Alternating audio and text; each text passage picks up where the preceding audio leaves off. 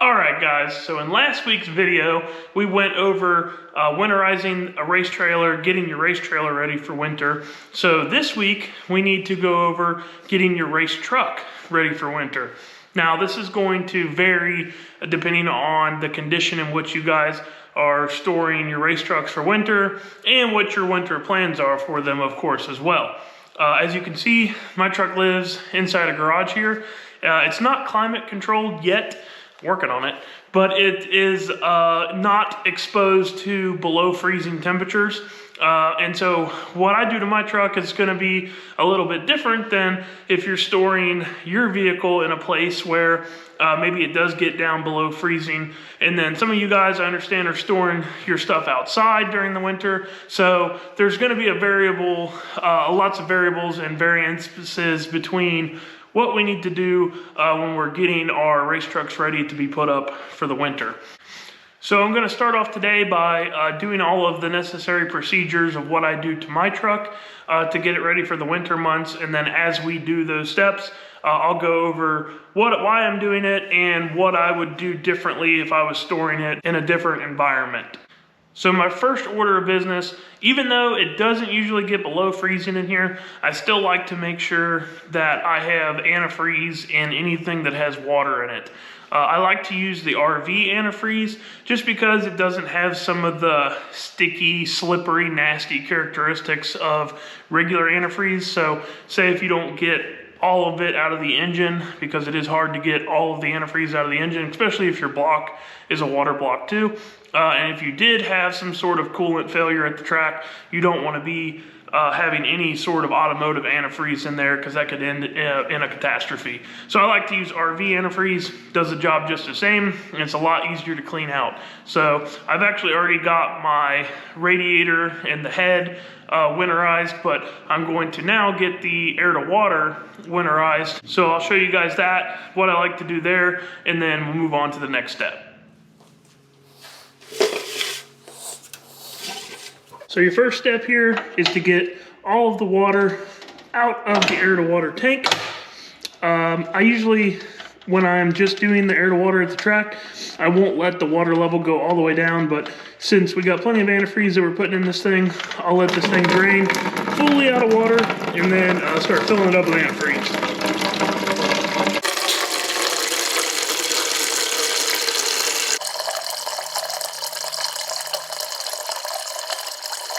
All right, so once you've got the water drained out of it, now is a really good time of year to stick a rag in the bottom of this thing and clean it out. You'll be kind of amazed at what you find in here. When you pour ice in these things all year, you don't really realize how much just dust and dirt and nasty contaminants in the ice. It's kind of gross to think about the fact that you could eat ice from the store, but I think a lot of it is just kind of like an algae that builds up from that. And then if you're running water in it, you're not running perfectly clean water all the time.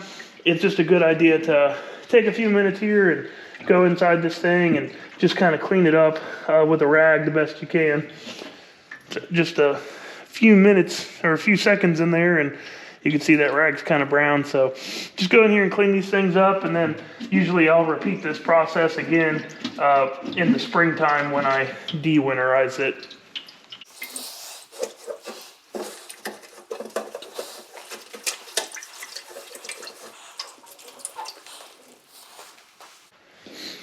So like I said previously, just RV antifreeze.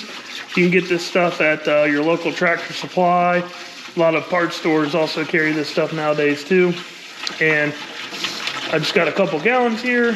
So we're just gonna throw everything that I got in this thing, and then I'll show you what I do to make sure it's good and circulated.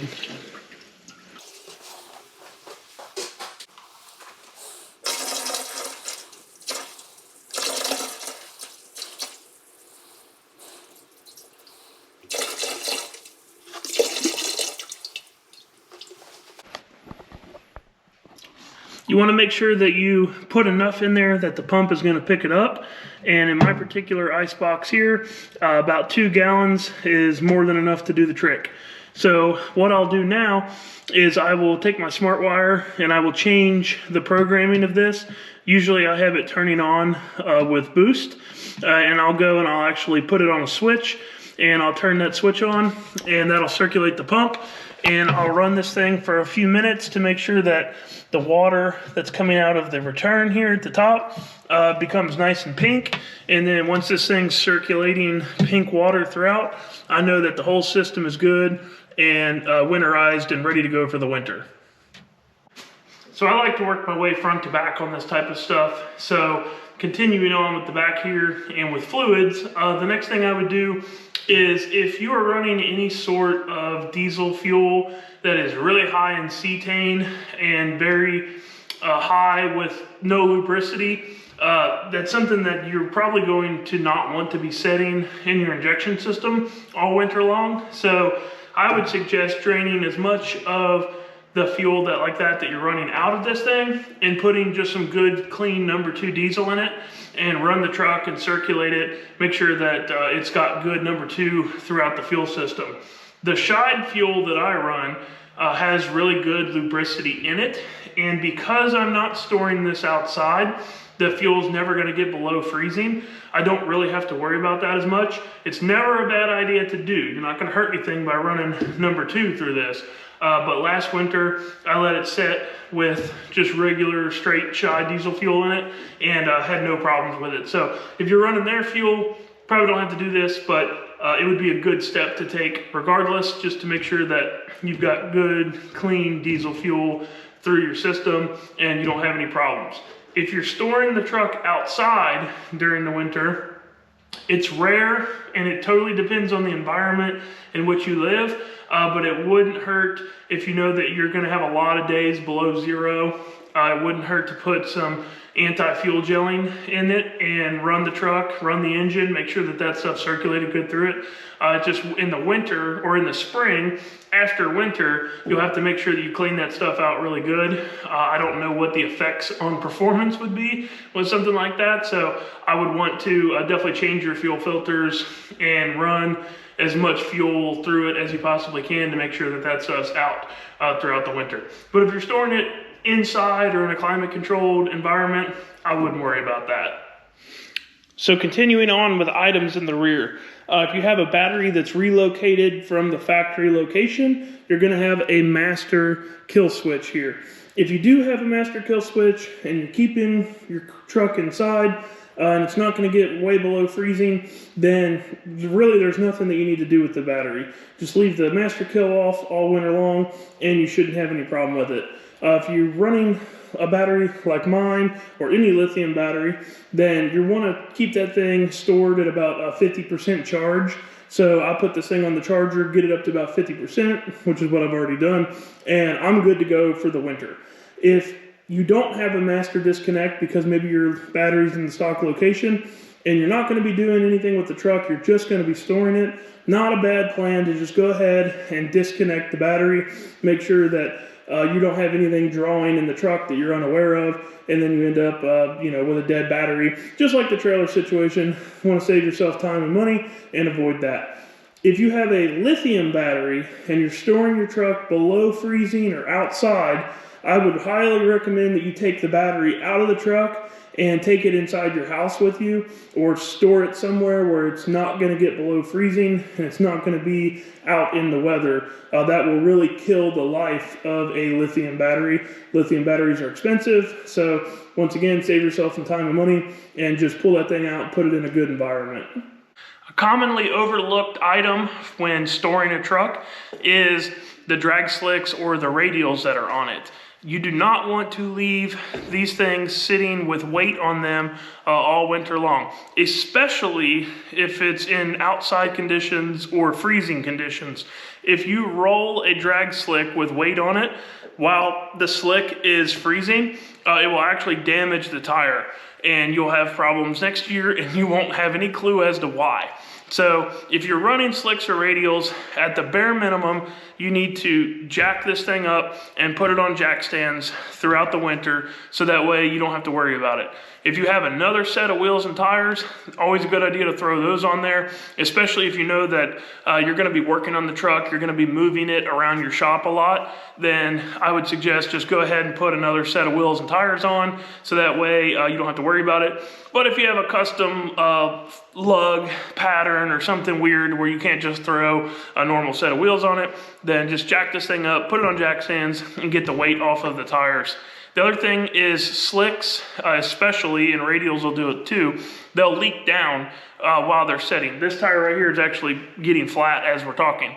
And when you leave the weight of the vehicle on the flat tire all winter long, it'll also damage the tire and it'll hurt the performance of it next year, and your 60 foot might go away and you won't have any idea as to why. So tires are expensive, so you want to make sure that you're protecting these things while you're storing the truck during the winter as well.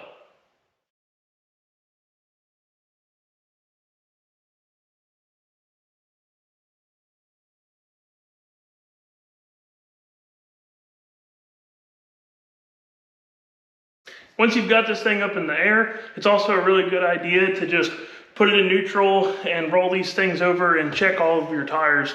Make sure that you haven't found a nail or a screw. Racetracks are usually pretty clean, but it can happen. And what better time to catch it than in the off season than when you're getting ready to load this thing up to go for a race. So I just take a few minutes, spin this thing over, especially this one, since I know that it was low for some reason, and I'll just spin this thing over and visually inspect it and make sure that I don't find anything super scary with it or that it needs to be replaced. Anytime you're replacing drag slicks, especially on a four-wheel drive, make sure that at a bare minimum, you replace 2 at a time, and when you order them, tell them that the rollout has to be the same. I prefer to replace 4 at a time, but if you're in a situation where you have a cut tire or something stupid and you have relatively new tires on the front, you could get away with just doing 2, but always make sure that you do 2. Most of the time they won't even sell you 1, but just in case, always get 2. So as we continue to move forward, we'll make our way to inside the cab here. If you have a nitrous bottle in the cab, there's probably nothing wrong with leaving it in the cab. If you want to take it out, you definitely can. But if you do take it out, make sure that you plug your main feed line so that way you don't get any moisture, contamination, insects, anything that could make its way in there that could clog one of your nitrous solenoids. Usually, the summertime is the problem with leaving bottles in the truck because it'll get really hot, and as it gets hot, the pressure will get high. The winter time, there's not usually that concern. Since my truck's inside here, the bottle can stay in it as far as I'm concerned. If I had a truck that had to stay outside, maybe I would take it out, but definitely not something that necessarily has to be done. But if you do take it out, make sure you plug your main feed line off. And then if you have a lot of wiring, or in my case, have a lot of carpet inside the cab, and you live in the country or you live somewhere where mice can be a problem, I would take one of those mice bags like I recommended in the trailer video. Just a mice deterrent. It doesn't kill them, but it basically just deters them with the smell. And it smells nice. It just smells like pine needles. But I'd probably throw a bag of that in here as well, just to make sure, because when mice get a hold of stuff, man, especially wiring, they will make your life miserable and you'll be chasing wires for hours upon hours. So if you can do something to deter the mice, I would definitely recommend that. Other than that, not a whole lot you got to do in here. So now let's jump to the front. Now for me, there's really not a whole lot to do up here. If you have a truck with a factory radiator, then obviously you'll be up here, making sure that you've got antifreeze in it, or if you have a radiator in the factory location. But aside from that, the only thing that can be done up here is changing the oil. Now, this is semi up for debate, depending on how you like to do it or not. But I like to change the oil in the springtime before I get ready to go out. This oil doesn't necessarily need to be changed right now, but because it's going to set all winter, it has a chance of getting exposed to moisture with the valves open. So I will change this in the spring. Some people prefer to change the oil now and then just run it in the springtime. But like I said, with it being setting with the valves open, in my mind, moisture could get in there and could get moisture in the oil.